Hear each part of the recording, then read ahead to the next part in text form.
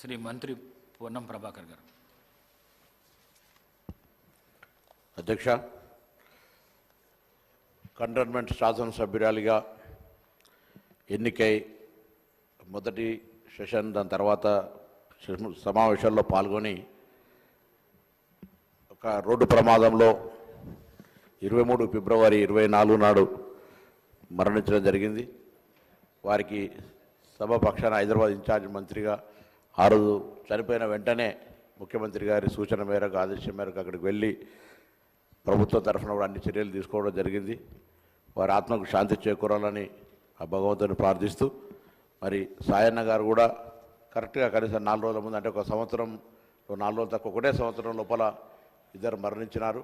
ఒక యువ శాసనసభ్యురాలుగా హైదరాబాద్ సంబంధించినటువంటి నగర అభివృద్ధిలో ఉన్నటువంటి ఒక 15 మంది శాసనసభ్యుల్లో తను కూడా ఒక పాత్ర వహించి ఈ హైదరాబాద్ సంబంధించిన అభివృద్ధికి ఒక భాగస్వామిగా ఈ యొక్క యువ శాసనసభ్యురాలుగా ఉంటుందని ఆశించాం.